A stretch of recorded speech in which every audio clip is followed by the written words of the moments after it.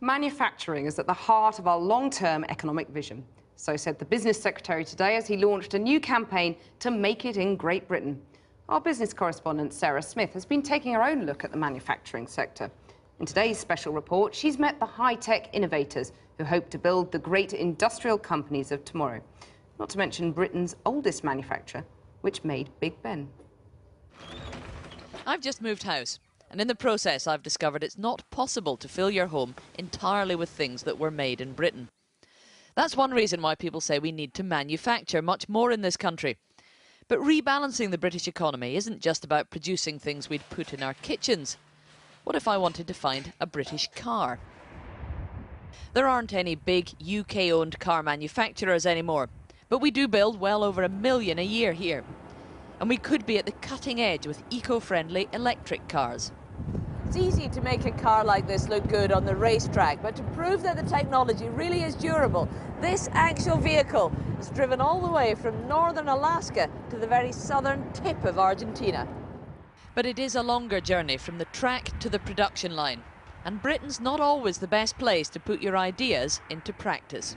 I think it's a fantastic place to invent, hence actually came over here from Switzerland. It's great, and also the history of invention in this country. It gets more difficult the more further you go towards the production line and the whole area of manufacturing.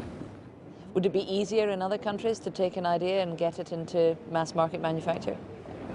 I think there are countries where it's easier, where you've got investors who see a potential and then are willing to bet a much larger amount of money to put this invention into mass production, where we have a bit of a more cautious approach here. The revolutionary invention inside this car, an axial flux electric engine, has been picked up by Britain's largest vehicle parts manufacturer, GKN. So it is one step closer to mass production, if a car maker decides to buy it. This motorbike has a lot further to go.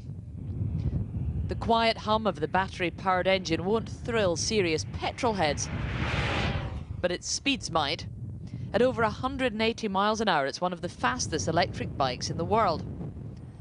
The design is so clever, it's already been targeted by industrial spies.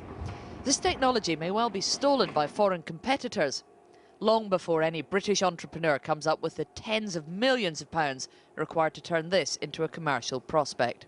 There's lots of people looking, taking photos, wanting to know what we're doing, who you know are doing it as a fact-gathering mission to go back to their home country to look at essentially mimicking, copying what is being done in the UK.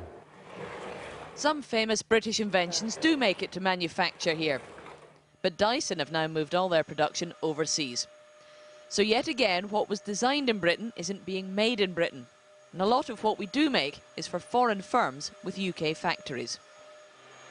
A large water coolant generator is not the kind of thing any of us need at home, but it is the kind of thing Britain is very good at manufacturing. The German firm Siemens are building this piece of precision engineering in Wales, and they say they would make much more here if only we produced enough engineers to build them. We're simply not getting enough people through with the right skills to take them on for the growth that we would hope to achieve going forwards. So you could be creating more jobs here if you could find the right people to give those jobs to? It's an issue across the UK. We're struggling to get people with the right skills that we can use in those manufacturing locations. One of the biggest problems is the engineering graduates who don't want to get their hands dirty. Many of them take their math skills to the city to try and make their fortune. That's sort of the attraction to in working in the city. You see these big salaries, and they sort of rope you in, and then maybe it's not something you had considered, but when you started your degree, but once you finish it, yeah, they do. It is very attractive. Yeah. Nobody's arguing to bring back dirty, menial, low-paid manufacturing jobs to Britain, and it wouldn't make any economic sense to do so anyway. The future's got to be high-tech, high-skilled factories like this.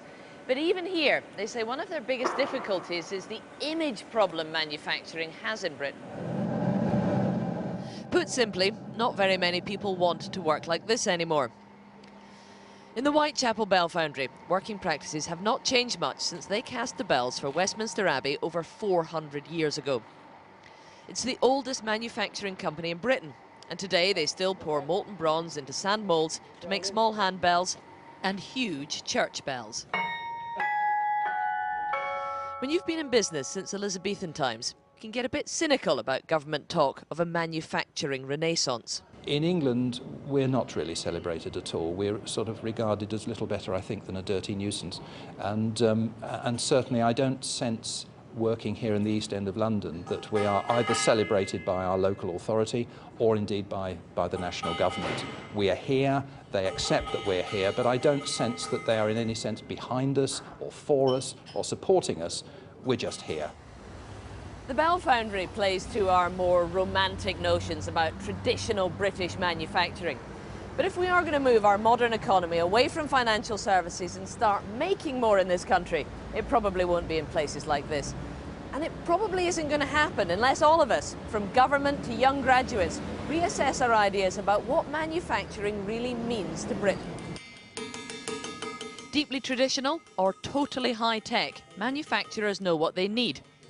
Better access to credit, a skilled, educated workforce, and they'd like it to be easier to hire and to fire their staff. They hear politicians trying to strike the right note as they talk about rebuilding British manufacturing. They say they're still waiting for some real cast-iron guarantees. Sarah Smith ringing the changes.